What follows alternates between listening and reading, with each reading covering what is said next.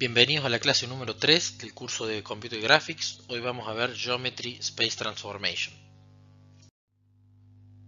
Acá pueden ver el Geometry Transformation Process.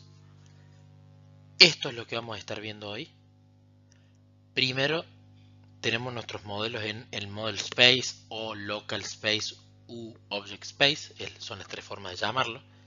Se aplica una transformación de modelo con una matriz. De allí pasamos al Workspace. Del Workspace, a través de una matriz, se hace la transformación del View y pasamos al Camera Space, que se llama Eye Space, Camera Space o View Space. Luego multiplicamos por la matriz de proyección y pasamos al Clipping Volume Space. En estos spaces se hace el procesamiento de los vértices. En estos es usualmente en los espacios en los que se hacen operaciones con vértices y se trabaja. Luego, el Clipping Volume Space se hace la View por Transform y pasamos al Screen Space. De esto está encargado el Rasterizer. Luego en el Screen Space básicamente se muestra en pantalla el resultado. Primero estamos en el Model Space. Cuando un artista, por ejemplo, usa Redemax, Maya, Blender o la aplicación que sea para crear un modelo 3D, crea todas las vértices, los faces, quizás las texturas, todo relativo a un sistema de coordenadas tridimensional. ¿Pero relativo a qué? A un sistema de coordenadas tridimensional de esa herramienta en la que esté usando. Por ejemplo, este modelo y este modelo. Por eso cada modelo tiene su propio Model Space, que también se le dice Object Space o también se le dice Local Space. Pero luego todos estos modelos, por una cuestión de facilidad para referirnos a coordenadas generales con respecto a un marco de referencia general, se los pasa al espacio del mundo, el Workspace. Esto es a través de una multiplicación de matriz. En el curso de 3D Math van a poder aprender mucho mejor de cómo se realiza esto. Acá simplemente lo vamos a nombrar y lo vamos a asumir por sabido. Luego tenemos que pasar del Workspace al Camera Space. ¿Pero qué vendría a ser una cámara? Tenemos un punto y tenemos una View Direction. ¿Sí? Este punto es la posición, que se le dice Eye Point o View Position u Origin. Y después tenemos el View Direction Vector, que es el vector por el que la cámara mira. Ustedes ahora están mirando, por ejemplo, a el monitor en esta presentación. Ese vector desde sus ojos hacia el monitor sería la View Direction que ustedes tendrían.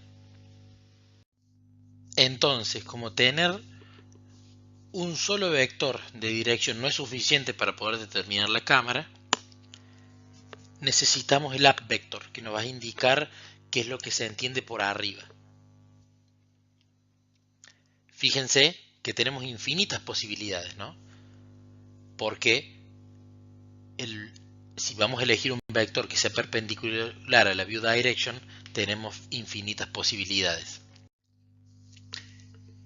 Fíjense acá que este sería el vector hacia arriba del mundo, si esto es el escenario. Esto apuntaría hacia arriba del mundo.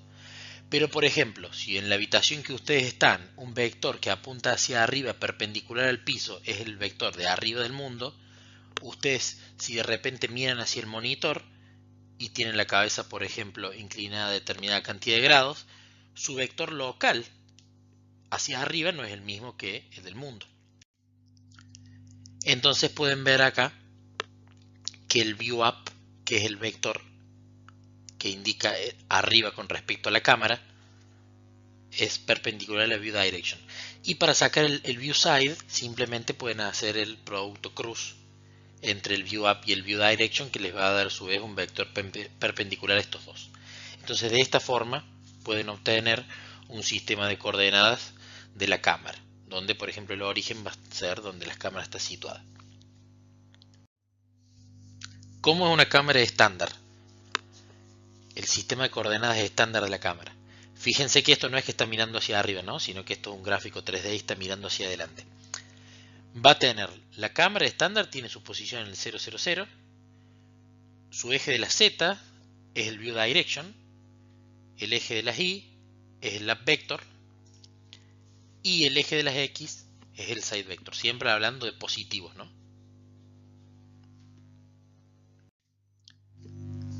De nuevo, otra diferencia entre DirectX y OpenGL es el sistema de coordenadas de la cámara.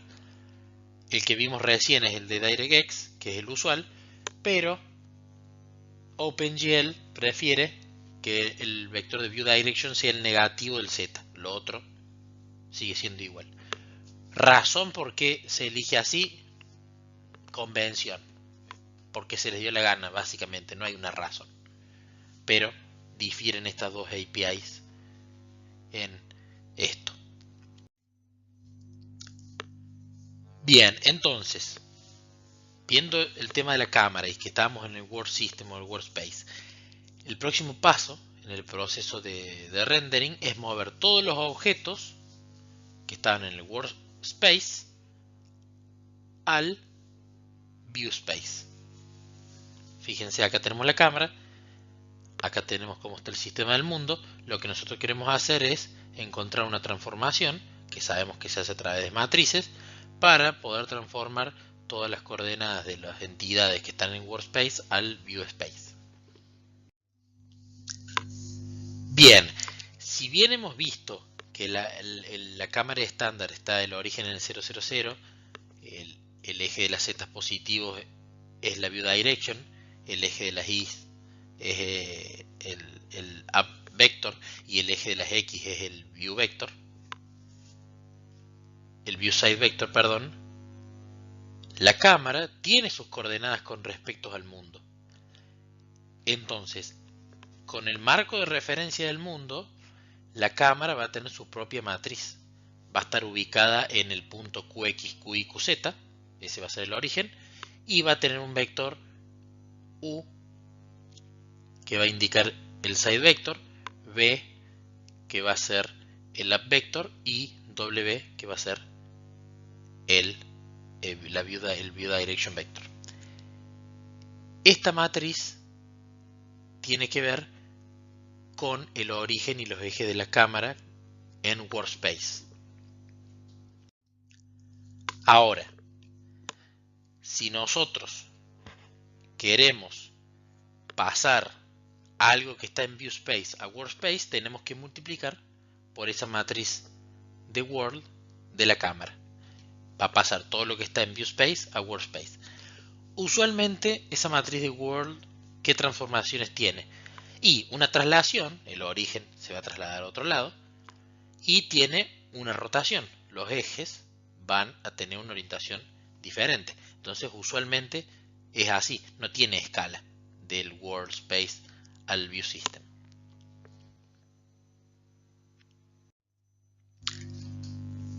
Entonces, ¿qué necesitamos nosotros? Si en realidad nosotros tenemos una matriz M que hace que vayamos del ViewSpace al Workspace, lo que necesitamos es su matriz inversa, porque de esa forma vamos a poder multiplicar por esa matriz inversa las cosas que estén en el Workspace y transformarlas al ViewSpace. Bien, vimos que esa matriz de World típicamente incluye una rotación y una traslación. ¿Qué pinta tiene la traslación y la inversa? Una matriz de traslación tiene esta pinta. Fíjense que si queremos trasladar este vector, un delta x, delta y, delta z, al hacer esta multiplicación el vector se va a ver trasladado. Supongan que este tipot, cada vértice tiene su determinada posición, cuando se la multiplique se va a trasladar por lo que diga esa traslación. Ahora, la inversa de la matriz de traslación es trasladar en el sentido contrario. El delta x en negativo, el delta y en negativo, el delta z en negativo. O mejor dicho, en lugar de negativo, porque estos deltas pueden ser negativos, hacerlo en el sentido opuesto. Entonces la inversa de la matriz de traslación es muy simple, nada más que acá le cambiamos el signo. Ahora, en una matriz de rotación, esto también lo tienen que haber aprendido en el curso de 3D Math. Si nosotros queremos la inversa de la matriz de rotación, necesitamos sacar su transpuesta. Fíjense que es agarrar las filas y ponerla como columna. La transpuesta de una matriz de rotación es su inversa. Entonces, con la teoría que vimos antes, si esta matriz W que me transforma las cosas de espacio de la cámara a workspace es una rotación y una traslación, entonces la inversa de esta matriz de W, por la teoría de matrices, la inversa de esta multiplicación de matrices es la multiplicación opuesta o conmutada de sus inversas. Por lo tanto, esto tiene esta pinta. Y por lo tanto, fíjense que esta es la traslación con el signo cambiado y esta es la transpuesta de la de rotación, porque fíjense que U en lugar de estar acá está acá, B en lugar de estar acá está acá y W en lugar de estar acá está acá. Al multiplicar estas matrices nos queda esta matriz final. Entonces, esta matriz final, ¿para qué sirve? Para poder mover las vértices o coordenadas o lo que sea que tengamos en el workspace, transformarlo al marco de referencia del viewspace, donde recuerden, el estándar es el origen en 0, 0, 0, el eje positivo de las X 1, 0, 0 va a ser el view side vector, el eje positivo de la Y 0, 1, 0 va a ser el up vector y el eje positivo de la Z 0, 0, 1 va a ser la view direction. Bien, ¿qué viene después? Viene una proyección. La próxima etapa es agarrar nuestro espacio tridimensional que tenemos en ViewSpace y transformarlo de tal manera que se pueda mostrar de una forma correcta en el display, que es un medio 2D, ¿no? Un monitor, un televisor, etc. Fíjense, acá tenemos un ejemplo de proyectar este Mario en 3D en sus 6 planos. Y acá tenemos otro ejemplo de proyección, esta es ortográfica, que es proyectar este teapot en una imagen 2D. Para hablar un poco de la proyección de perspectiva, que es la que nos interesa porque es como el sistema del ojo humano trabaja. Hay una teoría que es la de la cámara oscura.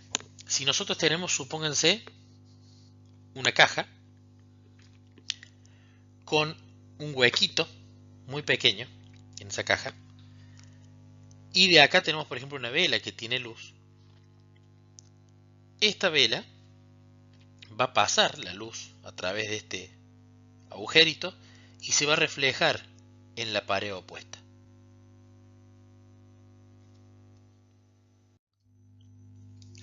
Acá tenemos una vista diferente pero análoga.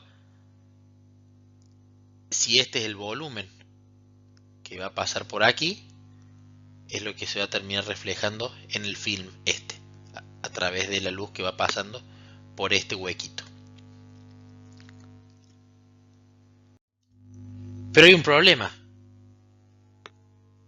Lo que se termina dibujando en el film que está de este lado es la geometría, pero da pies para arriba y de izquierda a derecha, ¿sí? Sería inversa en arriba abajo y de derecha a izquierda. Pero nosotros no vemos el mundo de esa manera. Nosotros lo vemos de esta forma, no así al revés. Entonces, ¿qué hay que hacer? El plano de proyección, que era el que estaba atrás en la caja donde impactaba los rayos de luz, hay que correrlo hacia adelante del huequito, ¿sí? O sea que el ojo estaría donde estaba el huequito y este plano se corre más adelante. De esa forma, los rayos de luz que vengan por acá se van a reflejar en este film y va a quedar la imagen sin estar dada vuelta de arriba a abajo y de izquierda a derecha. Acá tenemos un ejemplo, el centro de proyección sería nuestro ojo, el view plane es lo que movimos y fíjense que esto se proyecta de manera 2D aquí, que es la imagen que se va a mostrar, por ejemplo, en el monitor. Ahora, hablando de perspectiva, ¿cómo luce una proyección de perspectiva? De esta manera. Fíjense que las líneas paralelas, acá tenemos una vía. En la vía, por supuesto, las líneas tienen que estar paralelas, si no el tren se descarrila. Fíjense que líneas paralelas mientras más lejos se van, pareciese que en algún punto van a converger, ¿sí?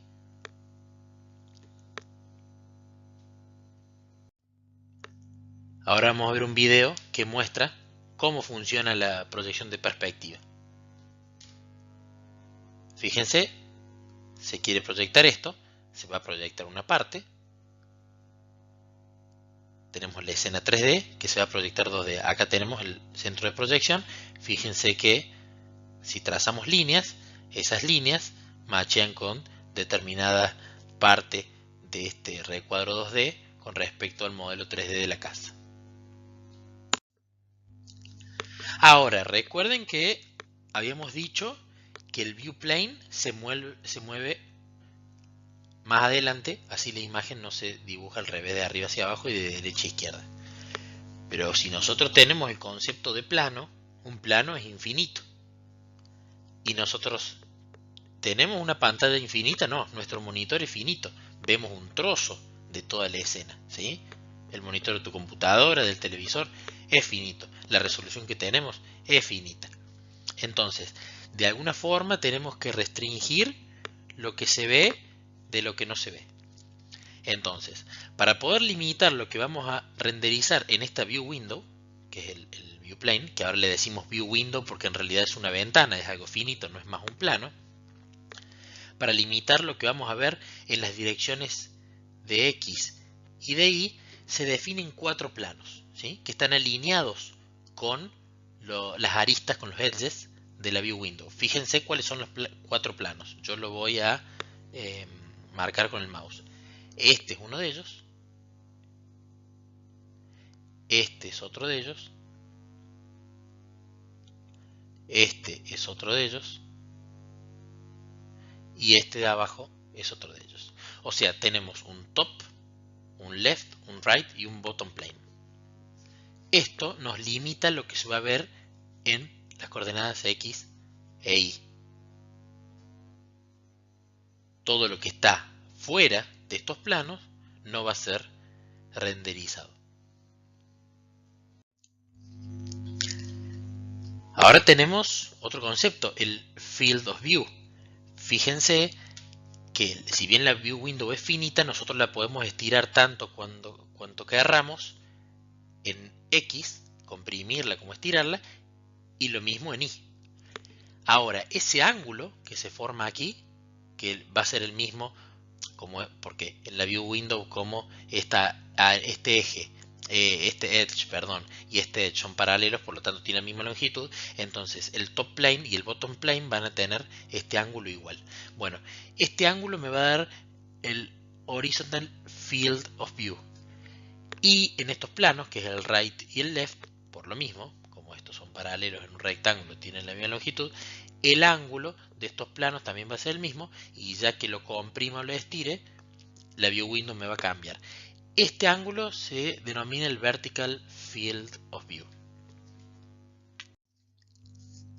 Ahora, ¿qué pasa si nosotros tenemos diferentes valores de field of view? Supongamos que vamos a fijar un tamaño para la view window que no va a cambiar. Entonces, si el tamaño de la view window está fijo y el field of view, si se hace más grande, ¿sí? Con lo cual quiere decir que el ángulo se va a hacer más grande, entonces la distancia de la view window al observador tiene que ser menor. Fíjense que acá está más grande, entonces la view window se tiene que acercar, porque si no este ángulo no da para poder cubrir el tamaño fijo que ya tiene la ventana. Ahora, si el field of view lo voy haciendo yo más chico y quiero mantener el tamaño de la ventana, fíjense que necesariamente la view window se tiene que alejar, ¿sí? Entonces, si vamos a mantener el tamaño de ventana y el horizontal field of view yo lo incremento, la ventana se tiene que acercar. Si lo decremento, se tiene que alejar.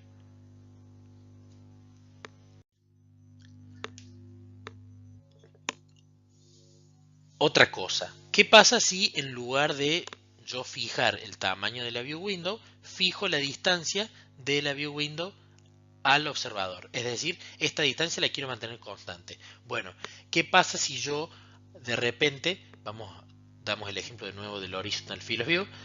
¿Qué pasa si yo lo incremento? Si yo lo incremento el Field of View, necesariamente la View Window se tiene que hacer más grande. Fíjense que se tiene que agrandar tanto en X como en Y para poder hacer que esa distancia siga constante.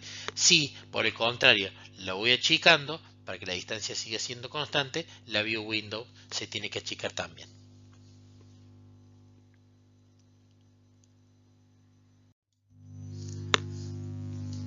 Pregunta, ¿cuál es el valor correcto para un Field of View? Nosotros vamos a jugar un juego. ¿Cuál es el valor correcto?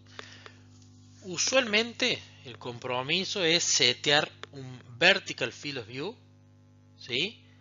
Dentro del rango de los 60 a 90 grados. Es más o menos lo aceptado para que no veamos ni muy poco ni demasiado en la escena y sea más o menos parecido a lo que veríamos en la vida real. Si bien creo que el ser humano, el Field of View menor a esto, en los juegos se suele poner un poco más. Acá tienen, por ejemplo, una demostración. Si esto fuese Full HD, entonces se vería hasta esta parte. Si es ultra wide, por lo tanto el field of view horizontal se estaría incrementando y fíjense que se va a ver una parte más de la escena.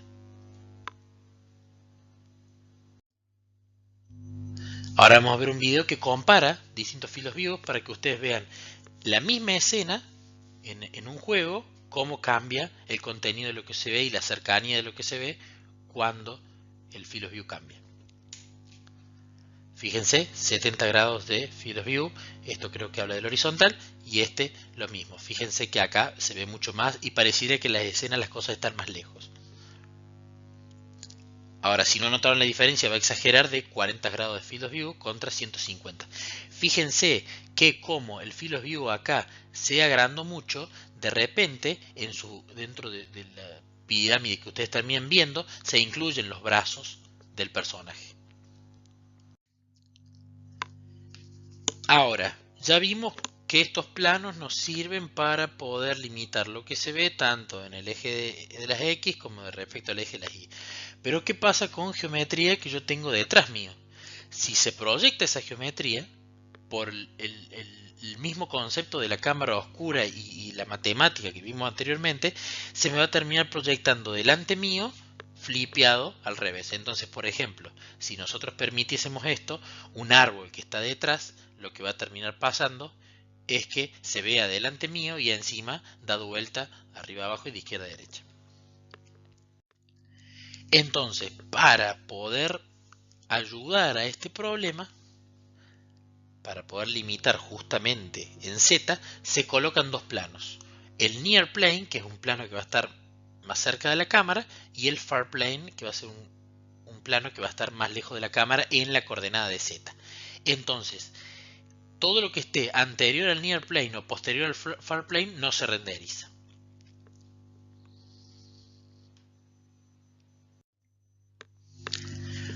Ahora, vimos los cuatro planos que me limitan el contenido que se va a mostrar en los ejes de X e Y, y vimos los otros dos planos, el Near Plane y el Far Plane, que limitan lo que se va a ver en cuanto al eje de las Z. Ahora, esos 6 planos forman una pirámide trunca que está alineada con la cámara, donde el tope está más cercano a la cámara, que es el Near Plane, que se denomina View Frustum. ¿Para qué sirve ese View Frustum? Primero, para la operación de culling. ¿Qué hace culling? Remueve cualquier modelo o incluso piezas enteras de geometría que estén fuera de este View Frustum. Esto está totalmente fuera, no se renderiza. Esto está totalmente fuera, no se renderiza. Esto está totalmente adentro, entonces se va a renderizar completamente. Ahora, otra cosa muy importante. También existe lo que se llama backface culling. Por ejemplo, esta cara de la pared, ¿sí?, tiene la parte que se ve. Bueno, la cara de detrás no se renderiza porque es la backface. Cada triángulo tiene una front face, que es la que se renderiza, y una backface, que es la que no se renderiza. Ya vamos a ver en las presentaciones siguientes que todos los modelos se modelan comúnmente por una lista de triángulos usando teselación. Bueno, cuando tenemos la front face de un triángulo, esa es renderizada y la back face no es renderizada, es ignorada. Entonces fíjense acá en este video que vamos a mostrar cómo funciona el back face scaling. Es decir, que si la cámara ve a la back face, no es renderizada. Fíjense, ya esta se ocultó. Ahora cuando empiece a girar, fíjense que esta también se va a ocultar porque se va a ver la cara de atrás. Ahora se ve la cara de atrás, se ocultó. Fíjense acá, lo mismo. Acá no había cara, por eso sigue viendo negro. Fíjense que ahora va hacia el lado de atrás. Esta se ocultó y esta ahora apareció. Fíjense que estas nunca se ocultaron porque se siguen viendo. Y todas estas también. De estos cubos y cuadrados y rectángulos, fíjense que las back faces de estos rectángulos son en realidad las caras internas de estas figuras geométricas. Ahora tenemos el clipping. Clipping se llama cortar una geometría para que mache determinados límites de un polígono o un plano, por ejemplo. En nuestro caso, el frustum. ¿Qué pasa? Habíamos dicho que si el objeto está totalmente afuera, se descarta. Si está totalmente adentro, se dibuja entero. Ahora, ¿qué pasa si está parcialmente adentro y afuera del frustum? Bueno, para eso está la parte de clipping. El clipping, supongamos que este es un cubo que estaba parcialmente adentro y parcialmente afuera, con distintas técnicas que se hacen por hardware, que son operaciones matemáticas y no viene el caso, se corta la geometría y se la rellena para que mache los límites del polígono del frustum. Acá hay otro ejemplo. Fíjense que si esto está totalmente, supongamos que en esta dirección se apunta dentro del frustum. Todo esto va a ser renderizado completo. Ahora, si está fuera del frustum esta línea, todo esto no va a ser renderizado. Si está parcialmente adentro esta parte y parcialmente afuera esta parte, entonces se corta esto y se crea un nuevo vértice formando una línea nueva, haciendo que esto se renderice. Y acá la situación inversa, pero donde P está acá y Q está acá.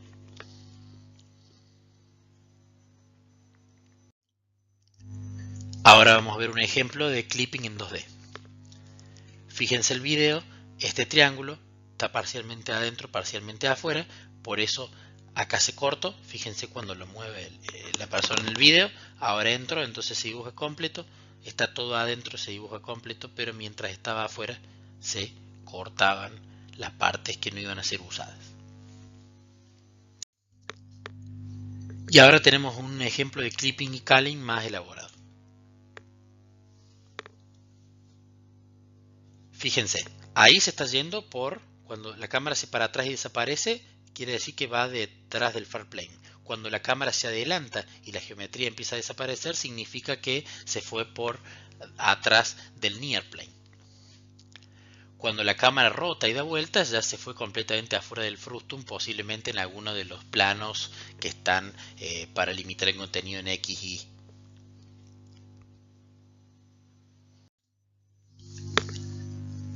Bien, la generación de la matriz de proyección en perspectiva. Hay funciones, por ejemplo, en una librería que se llama DirectX Math, ¿sí? Que es propietaria de Microsoft. Tienen funciones, en la API de OpenGL seguramente debe haber también, por ejemplo, para obtener una matriz de perspectiva con determinado field of view. Ustedes le pasan el ángulo de field of view, en este caso tiene que ser el vertical, el aspect ratio que va a tener su view window, la coordenada en Z del near plane y la coordenada en Z del far plane. Con todos estos datos va a dar una matriz de perspectiva que cuando ustedes la multiplican a algo que esté en el view space por esta matriz de perspectiva, le da las coordenadas con respecto a ese frustum de esa geometría. Esto es a modo informativo para que vean, esta es la matriz en DirectX para que ustedes pasen de view space al homogeneous clip space transformation. Acá tienen el field of view vertical. Fíjense que la fórmula anterior usaba el horizontal, pero con uno se puede obtener el otro fácilmente porque tenemos el aspect ratio. Acá tenemos una constante que tiene que ver con el aspect ratio, que no lo vamos a explicar acá. La coordenada en z del far plane y la coordenada en z del near plane. Fíjense que esto es para ir de view space a homogeneous clip space transformation. Ahora uno podría pensar, ¿por qué necesitamos este espacio de la cámara y no fuimos directamente del world al homogeneous clip space transformation? Por una cuestión de simplicidad, porque asumimos que la cámara tiene coordenadas estándar, el origen en 0, 0, 0 y los ejes el 1, 0, 0 para el view side, el 0, 1, 0 para el up vector y el 0, 0, 1 para el z vector. Entonces, asumiendo eso, hay un montón de cosas que se pueden simplificar, ¿sí? La más mínima y simple, que el origen de la cámara es 0, 0, 0, entonces ni siquiera se tiene que tener en cuenta un valor en particular para ese origen. Por eso es que se pasan las cosas a view space. Por eso es útil pasarlos a view space y de acá ir a homogeneous clip space. Fíjense acá que con la multiplicación de la matriz anterior no es suficiente condición para terminar en la proyección de perspectiva, ¿sí? Para terminar el espacio de la proyección de perspectiva es necesario dividir por la coordenada homogénea W. El tema de coordenadas homogéneas no lo vamos a explicar acá, primero porque no es un tópico que lo vayamos a tratar en el curso de computación gráfica, y segundo porque es muy complicado y cuesta visualizarlo con imágenes. Por ahora eso no lo vamos a explicar. Si tienen curiosidad pueden googlearlo, hay muchos recursos para entender las coordenadas homogéneas, pero lo importante es que ustedes tienen que saber que la matriz anterior no es condición suficiente, sino que se tiene que dividir cada una de las coordenadas por la coordenada homogénea W, que es la cuarta. Tenemos X y Z y W. Ahora, uno puede pensar, ¿por qué tanto lío y no pasamos directamente de view space? Multiplicamos por una matriz y lo dividimos por la coordenada W en lugar de ir a este intermedio homogeneous clip space y después dividiendo por la W ir al normalized device coordinate space. Bueno, esa pregunta me la he hecho y después de averiguar encontramos respuesta de gente mucho más entendida en el tema, que es por lo siguiente. Típicamente el culling y el clipping se hacen en este espacio. Entonces toda la geometría va a ser transformada a este espacio y va a haber geometría que se reyecte porque está fuera del frustum, geometría que esté adentro y se la acepte y geometría que sea cortada porque está parcialmente adentro y parcialmente afuera. Ahora, como la división es una operación cara de hacer, no es barata como la suma, la resta o la multiplicación, sino que es cara, entonces se evita hacer eso en este espacio por razones de performance. Por eso se hace en este espacio. Luego, cuando de este espacio se divide por la coordenada homogénea W, terminamos en este espacio que su nombre lo dice, Normalized Device Coordinates. ¿Por qué Normalized? Porque fíjense los valores que tiene. Tanto en OpenGL como en DirectX va a ir desde x-1 a 1 y desde y-1 a 1. ¿Sí? Por eso está normalizado entre -1 y 1. Antes en el ViewSpace o en el Homogeneous Clip Space eso no estaba normalizado. Las coordenadas mínima y máxima en sus tres ejes eran inciertas. Acá siempre va a estar entre -1 y 1. El detalle es que en DirectX en Z va a ir desde 0 a 1 y en OpenGL -1 a 1. Uno puede tender a pensar, bueno, ¿tiene más sentido intuitivo esta? Sí, tiene más sentido intuitivo esta, pero es más correcto haberlo mapeado de 0 a 1 en lugar de -1 a 1 en Z. No lo vamos a explicar acá en detalle, pero tiene que ver con operaciones que se van a hacer para obtener información o mapear cosas al depth buffer, que es algo que lo vamos a explicar más adelante.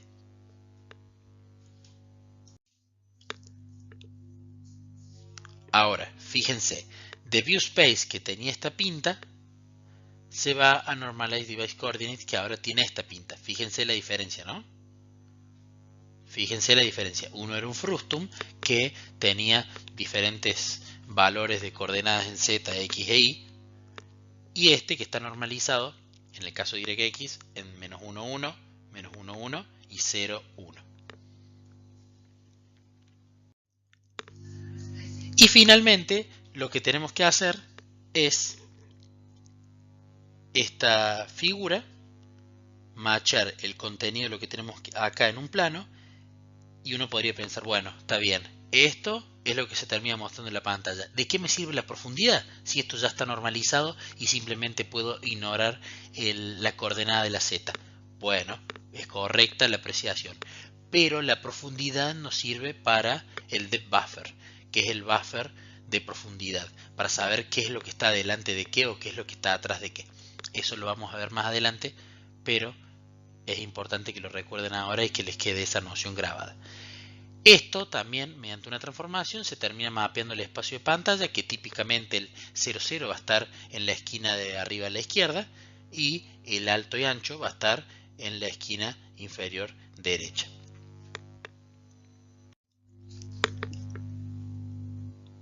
Fíjense que el Normalized Device Coordinate Space en la parte de X e Y tiene su origen aquí y aumenta en X para allá y en Y para allá, y fíjense la diferencia con el Screen Space, que también se suele llamar Pixel Space, es otra de los nombres que tiene.